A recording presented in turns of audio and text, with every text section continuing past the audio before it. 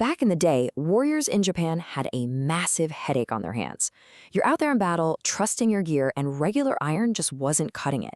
It was way too soft, you hit something hard, and your blade just bends completely out of shape. So, metal workers had to figure out something way better. They started wandering out to the rivers and scooping up this heavy, special black sand. This sand was absolutely loaded with iron, and they gathered massive piles of it. They'd take all that heavy sand and build this colossal clay tub called a tatara, basically a giant blazing hot oven. They filled it up with the black sand and a huge pile of wood and just let it rage.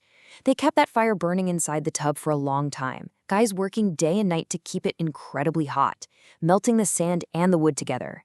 After all that intense heat, they finally broke the clay open to find this glowing lump of pure magic, a special new metal they called tamahagane, or jewel steel.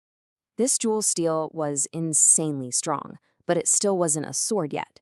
The metalworkers took that giant glowing lump and smashed it to pieces.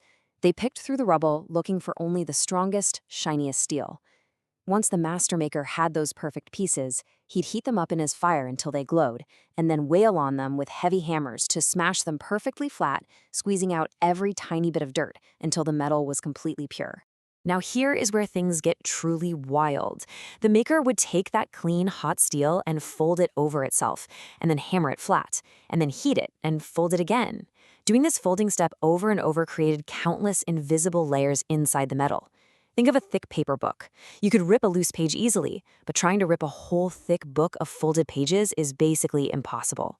It made the steel remarkably tough. After all that folding, the steel just looked like a long straight block, nothing like a weapon. The maker had to take his time, shaping it carefully, slowly hammering that block into a rough sword shape. He deliberately left the back edge thick to give it unbreakable strength and hammered the cutting edge dangerously thin to make it sharp. It's still straight though, and if you swing a straight blade, it tends to get stuck when you're cutting things. To make a curved sword that slices so much better, they use this guarded, deeply secret recipe to paint wet clay all over the metal. Every master maker had his own special mix. They painted a thick layer of clay onto the heavy back edge and just a whisper thin layer onto the sharp edge. This clay painting was going to change exactly how the sword cooled down. Then, the weighting. He'd let that wet clay dry. He'd put the sword back into the fire, and then he'd wait in total darkness, watching the metal change colors until it glowed exactly like the morning sun. The temperature had to be perfect. A tiny bit too hot, and the whole thing breaks. When that glowing color was exactly right, the maker would pull it out and instantly plunge the hissing, screeching metal straight into cold water. This sudden, massive cooling shock is called quenching.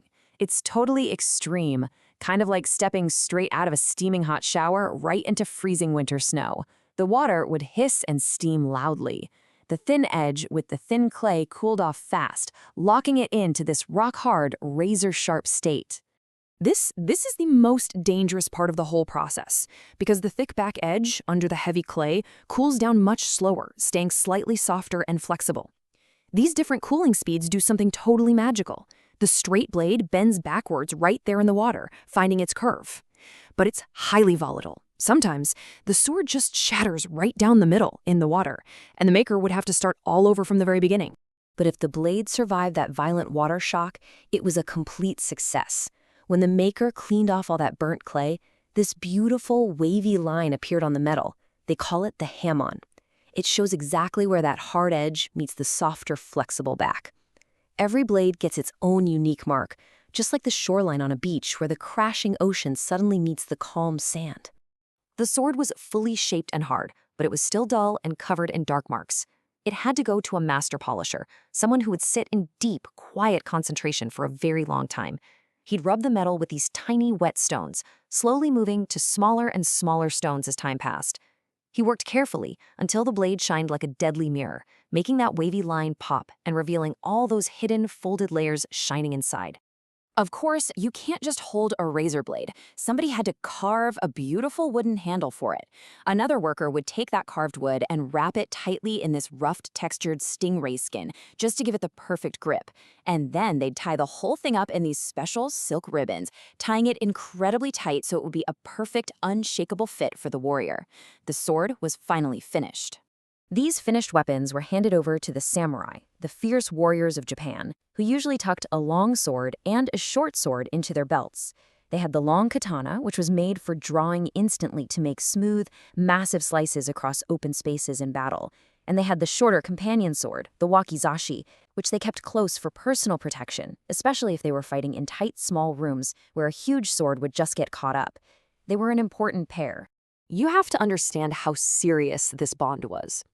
The samurai truly believed his swords actually held his soul. This wasn't just metal gear, it was a deeply personal item that belonged only to its owner. It was considered terrible manners to ever step over a sword if it was sitting on the floor. And if anybody else even dared to touch it, that was a massive, unforgivable insult. They took such meticulous care of them. They'd use these special powders and oils constantly to stop any bit of rust, because rust would ruin that gorgeous folded steel.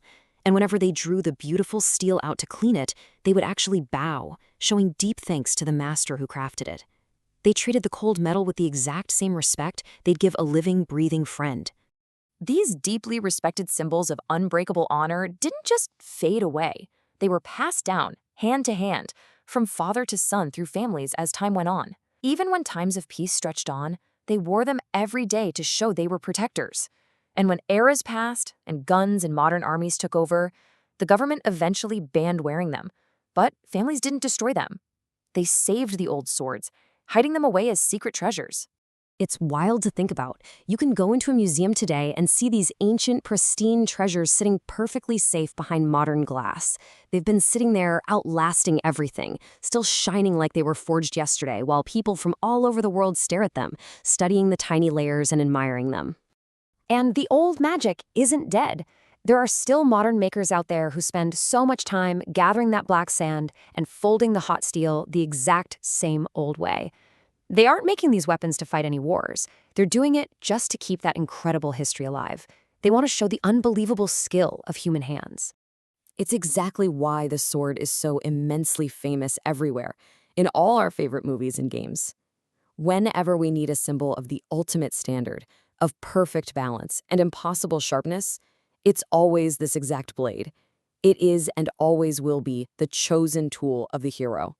It's really a magical journey when you step back and look at it, taking something as ugly and dirty as heavy river sand and using just deep, relentless patience to transform it into perfection. The extreme heat of the fire literally burns away every bit of weakness. It perfectly reminds us that we need to be strong but flexible. We all need that hard edge to do the work, but we also need a soft, flexible back just to absorb the sudden shocks of life. A samurai sword is so much more than a sharp piece of metal. It's human patience, extreme heat, and deep respect, all folded together into unbreakable steel. So, the next time you face the fire in your own life, ask yourself, are you just going to let it burn you, or are you going to let it forge your edge? Drop a like, share this with your friends who appreciate real craftsmanship, and make sure to subscribe so we can explore more amazing things together.